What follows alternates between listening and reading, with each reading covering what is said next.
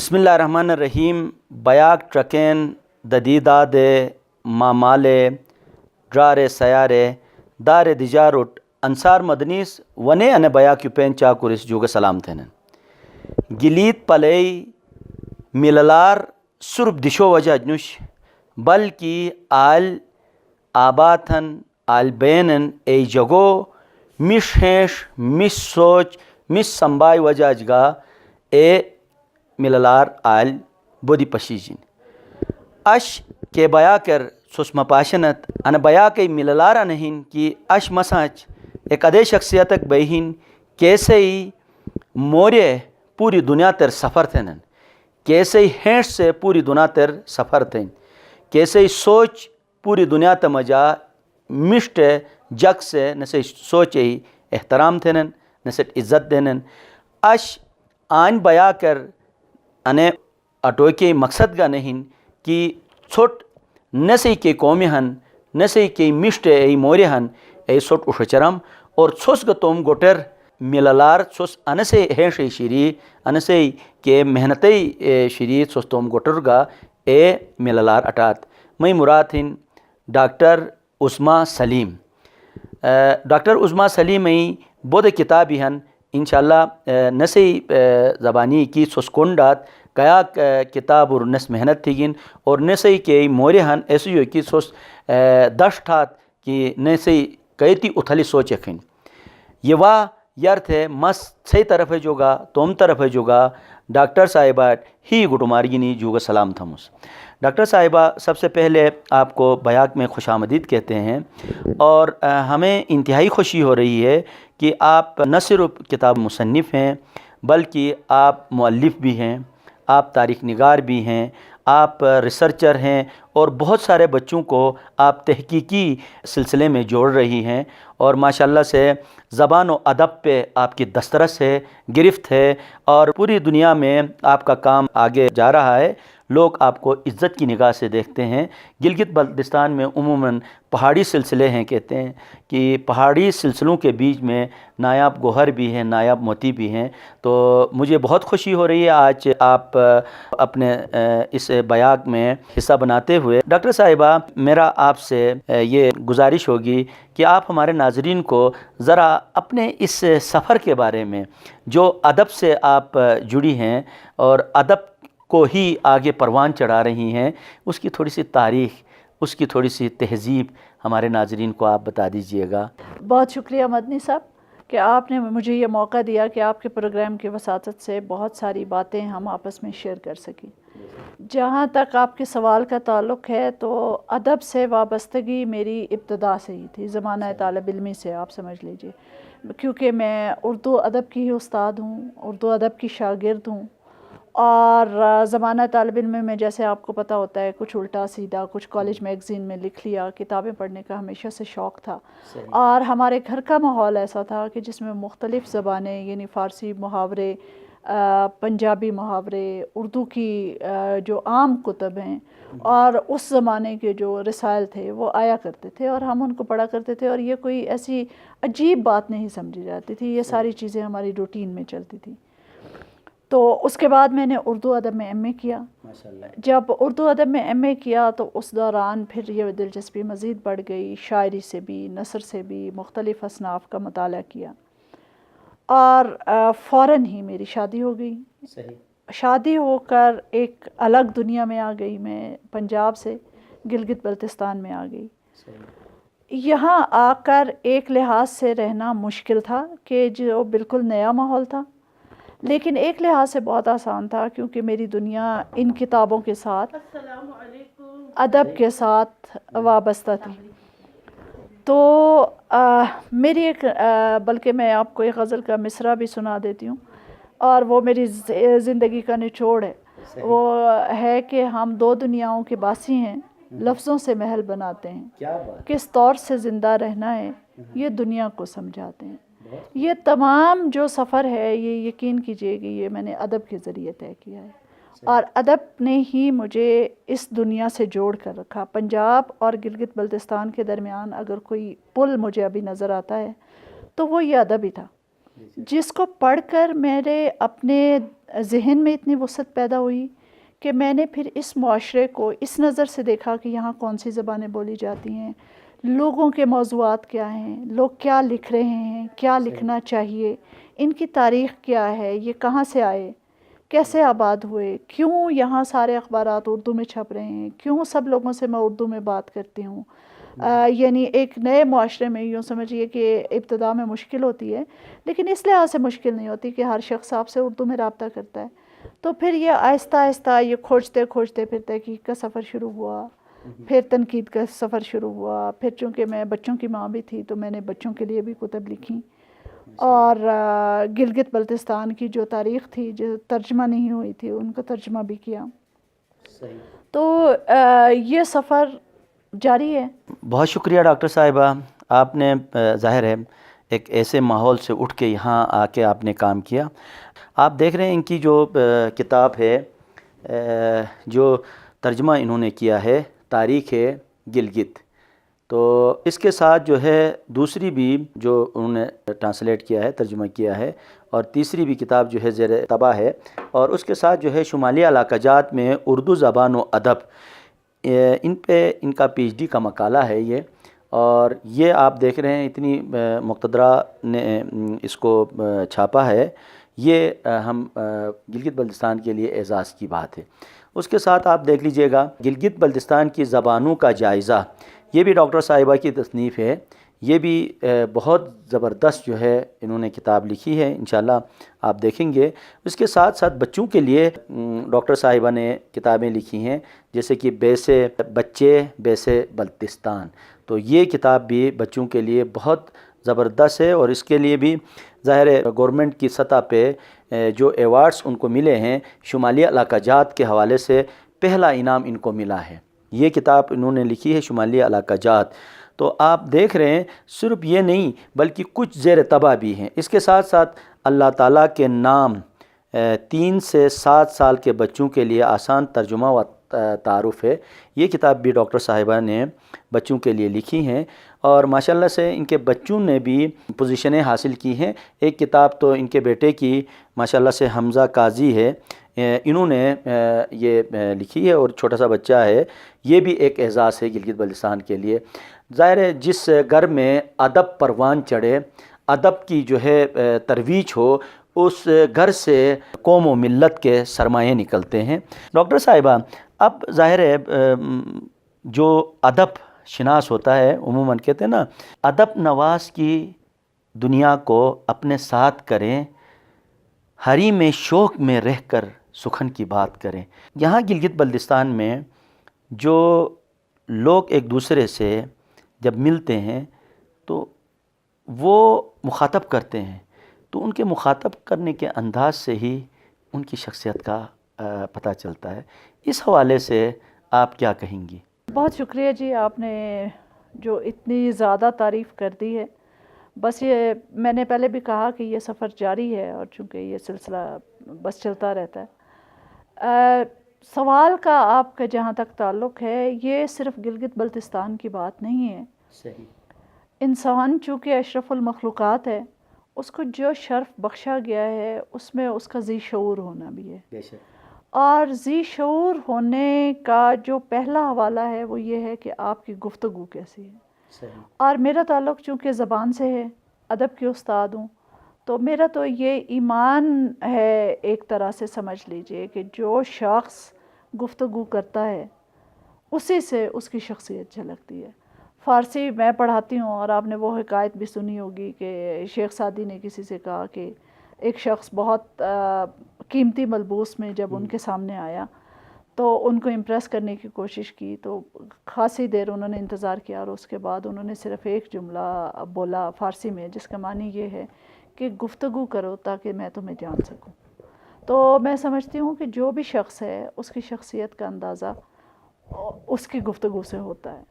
خاص طور پر اس لحاظ سے بھی کہ میں ایڈمنسٹریشن میں ہوں، تو میں سمجھتی ہوں کہ پیشے کا اندازہ بھی آپ کی زبان سے ہو جاتا ہے. لیکن اس کے ساتھ ساتھ یہ بھی ایک حقیقت ہے کہ یہ جو زبانیں ہیں اور یہ جو جغرافیہ اور معاشرت ہے، یہ بھی انسانوں کے رہن سہن پر اثر انداز ہوتی ہے.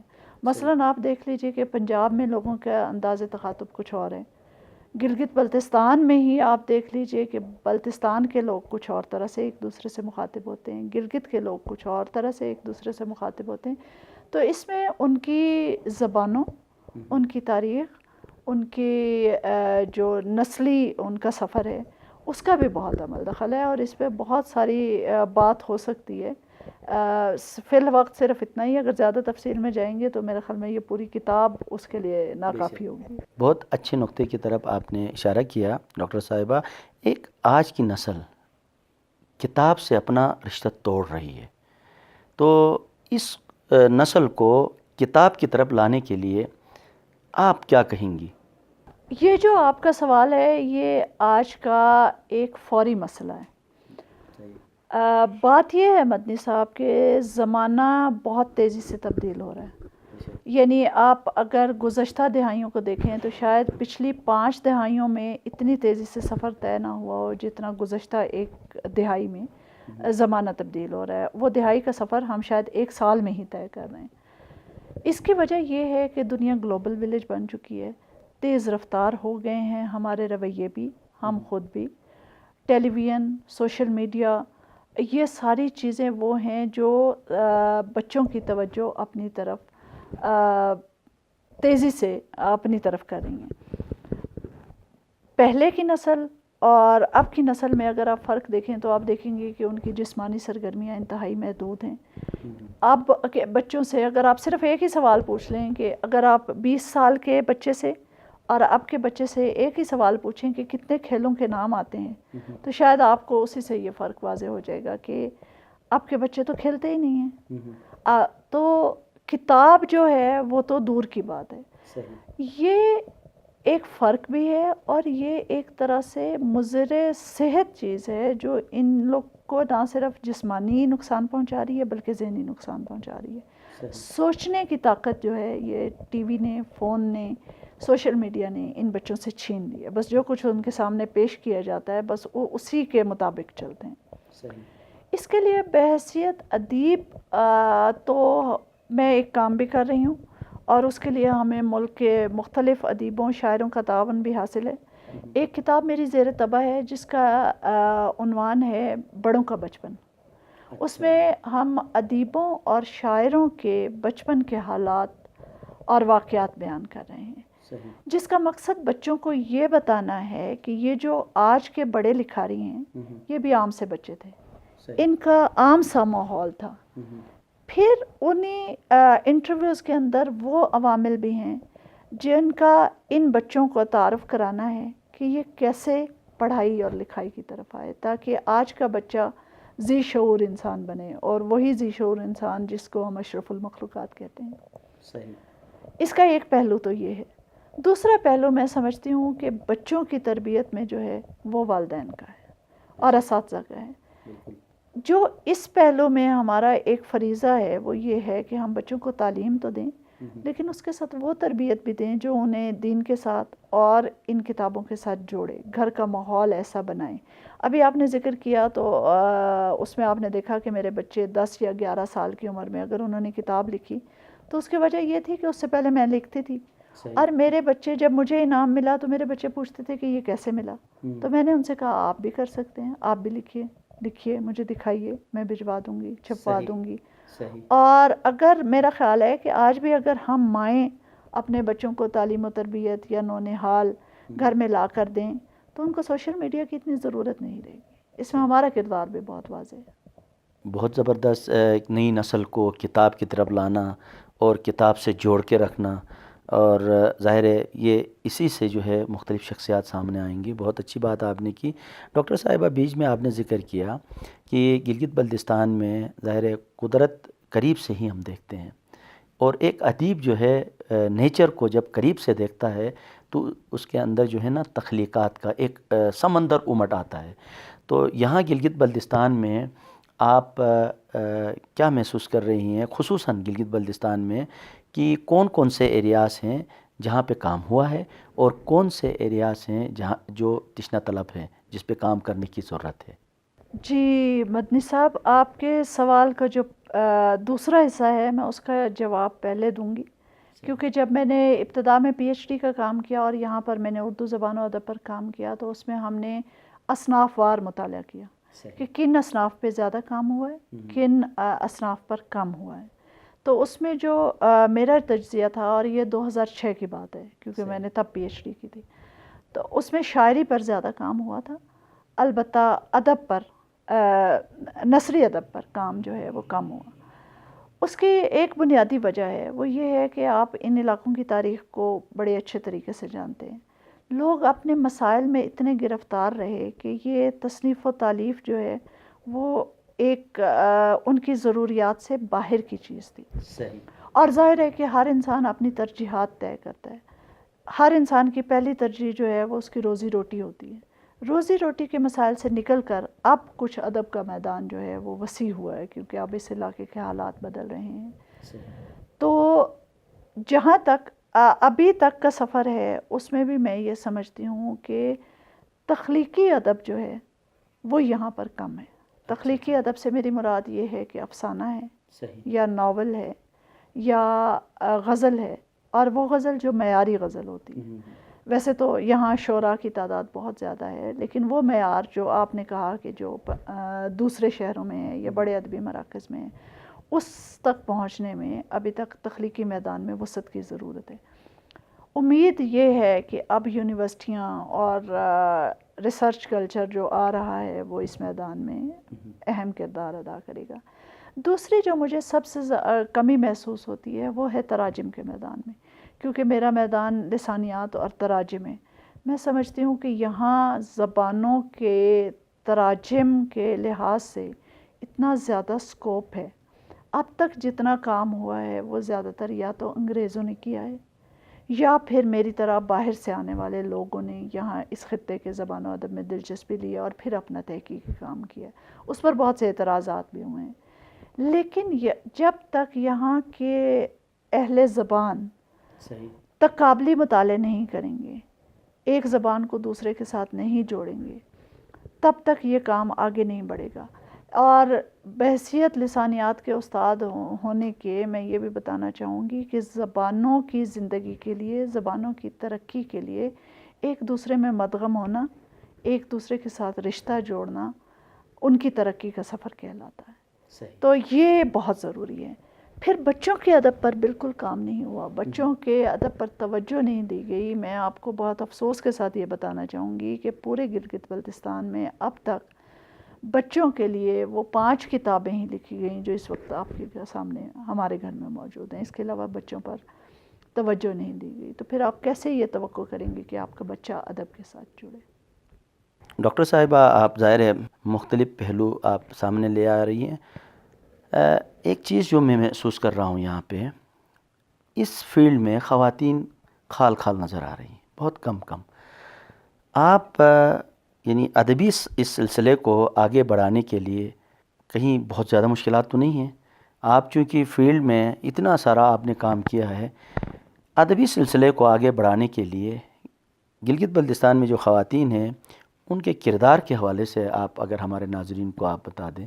جی مدنی صاحب، یہ جو سفر ہے یہ آپ نے دیکھا، یہ جتنی کتابوں کا آپ نے سفر دیکھا ہے، یہ ظاہر ہے کہ 2-4 برس کی بات نہیں. وہ مصرع یہاں پر میں پڑھنا چاہوں گی. بہت وقت لگتا ہے کہ آپ اپنے آپ کو ایک اس حیثیت میں لائیں کہ جہاں واقعی لوگ آپ کو مانیں کہ آپ کا کام جو ہے وہ ایک خاص سطح پر آ گیا ہے. ان مشکلات کا سامنا مجھے بھی ہوا، خاص طور پر میں آپ کو یہ بتاؤں کہ پہلی بار جب میں نے بلتستان میں مشاعرہ پڑھا، اس وقت مجھے یہ احساس نہیں تھا. میں بحیثیت شاعر بالکل اسی طرح سے جیسے پنجاب میں جاتے ہیں یا کہیں جاتے ہیں تو خواتین اور مرد جاتے ہیں، میں چلی گئی. اور جب میں نے غزل پڑھی تو بہت سے لوگوں نے باقاعدہ واک آؤٹ کر دیا کہ یہ یہاں بھی اگر خواتین آ گئی ہیں تو ہم تو یہاں نہیں بیٹھیں گے. صحیح. پھر اس کے بعد کچھ عرصہ میں نے بریک لے لیا. میں نے کہا کہ جب یہ پبلک تسلیم ہی نہیں کرتی اس بات کو تو چھوڑ دینا چاہیے. البتہ خود سے میں لکھتی رہی. اس لحاظ سے مجھے مشکل کا سامنا نہیں ہوا کہ میرے ہسبینڈ، میرے ان لاز سب بہت سپورٹیو تھے، بلکہ میرے سسر مجھے خود اس بات پہ کنونس کیا کرتے تھے کہ آپ کو کیا کیا چیزیں جو اچھی لگتی ہیں اس کے بارے میں بتایا کرو، اس کے بارے میں لکھا کرو. کہ یہ چیزیں مجھے بتاتے بھی تھے اور انہیں پتہ بھی تھا کہ مجھے شوق ہے. تو ابتدا میں یہ ہوا کہ میں نے یہاں میں نہیں چھپی. اگر میری کوئی چیز چھپی تو وہ پاکستان کے دیگر شہروں میں چھپی. صحیح. لیکن پی ایچ ڈی کے بعد جب میں نے پی ایچ ڈی کے لیے یہ ٹاپک لیا تو اس کی بہت پذیرائی ہوئی. آپ نے دیکھا کہ مقتدرہ قومی زبان جیسا ادارہ اس کتاب کو انہوں نے چھاپا. اور یہ بھی میں یہاں بتا دوں آپ کو، فخر کی بات ہے کہ گلگت بلتستان سے میں واحد ممبر ہوں جو اس ادارے کی، جو اب ادارہ فروغ زبان اردو کہلاتا ہے. میں یہاں سے اس کے ایڈوائزری بورڈ کی ممبر ہوں. اسی طرح سے اکادمی ادبیات اگر آپ کی کتاب کو چھاپتا ہے، اسی طرح سے نیشنل بک فاؤنڈیشن جب آپ کو انعام دیتا ہے اور آپ کی ایک شناخت ہوتی ہے. پاکستان ایسوسی ایشن آپ کی گلگت کی جو ہے، انہوں نے مجھے باقاعدہ ان خدمات پر گولڈ میڈل دیا، تو لوگوں نے اس بات کو تسلیم کیا. اس کے باوجود میں یہ سمجھتی ہوں کہ خواتین کا کردار یہاں پر کم ہے.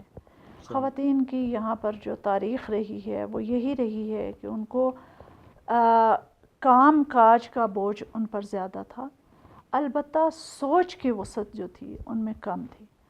حالانکہ بحیثیت انسان آپ دیکھیں تو یہ بالکل ایسی مثال ہے کہ آپ کسی کے احساسات کو نہیں روک سکتے.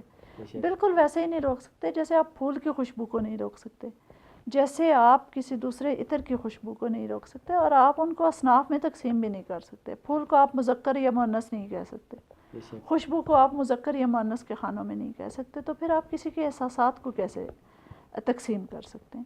تو اگر میرا کوئی احساس بچوں کے لیے ہے یا میرا کوئی تحقیق کا ذوق ہے، یہ میں آپ کو بتاؤں کہ یہ صرف گلگت بلتستان کی بات نہیں ہے. تحقیق کے میدان میں پورے پاکستان میں خواتین کم ہیں، اور اگر وہ تحقیق کرتی بھی ہیں تو صرف ایک کسی شخصیت کو لے کر بس اس پہ کر لیتے ہیں. ایسی تحقیق جو واقعی مشکل ہو، جس کے لیے بہت سالوں کی خاک چھاننی پڑے، اس میں خواتین پورے پاکستان میں ابھی تک کم ہیں. لیکن ہیں ہماری بہت ساری ایسی یونیورسٹیز میں خواتین ہیں جو ماشاءاللہ اب تحقیق کر کے سامنے آئی ہیں. اب بہت سی خواتین ہیں یہاں پر بلتستان میں بھی، گلگت میں بھی بہت سے ایسے فورمز بنے ہوئے ہیں، اور مجھے بہت خوشی ہوئی گزشتہ سال سے خواتین کی سرگرمیوں کو دیکھ کر. باقاعدہ خواتین کے مشاعرے ہوتے ہیں. چلیے اچھی یا بری شروعات جو بھی ہے، اس کو ہم معیاری نہ بھی کہیں، تب بھی ہم کچھ تو کر سکتے ہیں نا اپنے حد تک. اگر میں آپ کو بتاؤں تو کالج کے میگزین کا ایک ہم نے سلسلہ شروع کیا ہوا، اس میں ہم کوشش کرتے ہیں کہ بچیاں جو ہیں ان کو اس طرف راغب کیا جائے. بڑے سے بڑا لکھاری جو ہے وہ ظاہر ہے اسی سے شروع کرتا ہے. تو وہ ایک کردار میں اپنی ذات کی حد تک کر رہی ہوں تاکہ بچیوں کو یہ کیا جائے کہ یہ بھی ضروری ہے. وہ مختلف چیزیں لکھیں. وہ جو شعر مجھے یاد آتا ہے جس کا وہ مصرع ہے کہ شکوہ ظلمت شب سے تو کہیں بہتر ہے اپنے حصے کے چراغوں کو جلایا جائے. تو بس وہ چراغ اب جل رہے ہیں اور انشاءاللہ اس میدان میں آئندہ روشنی ہوگی جو میں اپنے آس پاس دیکھ رہی ہوں. ڈاکٹر صاحبہ نثر پہ تو آپ کا اتنا سارا کام ہمیں نظر آ رہا ہے، شاعری کی طرف بھی آپ نے ظاہر قدم رکھا ہوگا، اس سے ریلیٹڈ، اس سے متعلق کچھ تصنیفات اگر آپ کے زیر طبع ہیں یا جو ہے منظر عام پہ آئی ہوئی ہیں تو آپ ہمارے ناظرین کو بتا دیجیے، ساتھ ساتھ کوئی تازہ کلام آپ سنائیے گا. دیکھیے، بات جب ادب کی ہوتی ہے تو پھر وہی بات جو میں نے ابھی پہلے کہی تھی کہ ادب کا کوئی ایک مقررہ خانہ ہے نہیں. اس میں نظم بھی ہے اور غزل بھی ہے، نثر بھی ہے، کیونکہ یہ مکمل طور پر احساسات کی زبان ہے اور احساسات شاعری میں زیادہ اچھے بیان ہو سکتے ہیں. شاعری میں دونوں کام یہ میرے ہیں کہ ایک تو تنقیدی مضامین میں نے بہت سے لکھے ہیں اور خود بھی میں شاعری کرتی ہوں. اور آپ چونکہ اس خطے سے ہیں تو آپ دیکھتے ہیں ابھی کچھ دیر پہلے آپ نے خود ہی کہا کہ یہ خطہ اتنا خوبصورت ہے، قدرت کے اتنے قریب ہے. تو قدرت کے نظاروں کی شکل میں شاعری ہمارے آس پاس بکھری ہوئی ہے. میں اپنا ایک شعر آپ کو سناتی ہوں جو اسی خطے سے متعلق ہے. وہ ہے کہ پھول شجر سبزے نے مجھ سے باتیں کیں، پھول شجر سبزے نے مجھ سے باتیں کیں، بیچ سفر رستے نے مجھ سے باتیں. کیا بات ہے. تو یہ خطہ تو ایسا بولتا ہوا خطہ ہے کہ جو خود بخود شاعری کروا لیتا ہے. کیا بات. تو شاعری میں نے بہت کی، حمد ہے، نعت ہے، غزل ہے، نظم ہے، بہت سارے احساسات جیسے میرے والدین کے جب چلے گئے تو ان پہ بہت ساری چیزیں میں نے کہیں. میرے بیٹے کی پاسنگ آؤٹ تھی تو اس پہ میں نے خاص ایک چیز لکھی. ایسی بہت ساری چیزیں ہیں، ابھی تک چھپی نہیں. البتہ یہ ہے کہ وقتاً فوقتاً چھپتی رہیں. کل پاکستان مشاعروں میں بہت جانے کا اتفاق ہوا. مجموعہ ابھی تک نہیں چھپا، اس سال ارادہ ہے، دعا کیجیے کہ چھپ جائے. ایک غزل آپ کو سناؤں گی جو یوں سمجھیے کہ پیغام بھی ہے، اور اس کے 2 شعر ہم نے اپنے کالج پراسپیکٹس میں بھی دیے ہوئے ہیں تاکہ وہ نئی نسل تک پہنچے. چونکہ آپ کے پروگرام کا بیشتر حصہ جو ہے وہ نئی نسل کی ہے تو میری طرف سے یہ پیغام بھی سمجھ لیجیے اور اس کا تعلق ادب سے بھی ہے. لفظوں کو تصویر کیا جا سکتا ہے، لفظوں کو تصویر کیا جا سکتا ہے، ہر جذبہ تحریر کیا جا سکتا ہے. آج کی تاریکی ہی روشن ہوگی کل، خواب کو بھی تعبیر کیا جا سکتا ہے. اور شعر ہے کہ کوئی کاوش مٹی میں مل سکتی ہے، کوئی کاوش مٹی کو مل سکتی ہے، لغزش کو تکثیر کیا جا سکتا ہے. دل کی لگامیں تھام کے رکھنا پڑتی ہیں، خواہش کو زنجیر کیا جا سکتا ہے. محض ارادہ پختہ ہونا کافی ہے، نہر کو جوئے شیر کیا جا سکتا ہے. ہر آنسو کی ایک کہانی ہوتی ہے، درد کو بھی تستیر کیا جا سکتا ہے. دل میں جب بھی اپنے گھر کی خواہش ہو، ملبے کو تعمیر کیا جا سکتا ہے. دل میں جب بھی اپنے گھر کی خواہش ہو، ملبے کو تعمیر کیا جا سکتا ہے. اور آخری شعر ہے، ربط اگر اس قوم میں ہو باہم عظما، ربط اگر اس قوم میں ہو باہم عظما، ہر دل کو دلگیر کیا جا سکتا ہے. بہت شکریہ. ڈاکٹر صاحبہ بہت ہی مشکور و ممنون ہیں. کتنا خوبصورت حسین مناظر کے بیچ میں آپ نے ادب کو پروان چڑھایا. گو کی مشکلات ہوئی لیکن آپ نے اس ادب کو نئی نسل تک منتقل کرنے کے لیے بہت جد و جہد کی. ہم آپ کی جد و جہد کو سلام کرتے ہیں. اور ناظرین جگزلی سوس کنڈیگت پشیگت انی خوبصورت دشور وئی صرف انینو نظارئی ٹکے چکتنے بیٹے بلکہ انی نظارئی توم ہیشی حصہ سنے ای مشٹ اسپا ہیشی مشوٹ منتقل تھی یہ.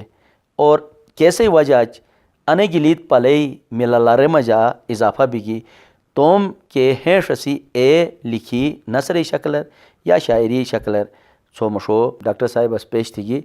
میں انے خواہشین کہ اسے گلیت پلے جو ڈاکٹر صاحبہ شری مختلف اصنافچ کم بوت مختلف حصوچ کم بگو تو اسے گلیت پلے مللار پوری دنیا تر جلی جے انی موری گینی صحیح میزبان انصار مدنیس اجازت لکھموس نائی بیا کر نے مسٹر اونشک گینی حاضر بم آیاک بسین مٹ اجازت دا خدا حافظ.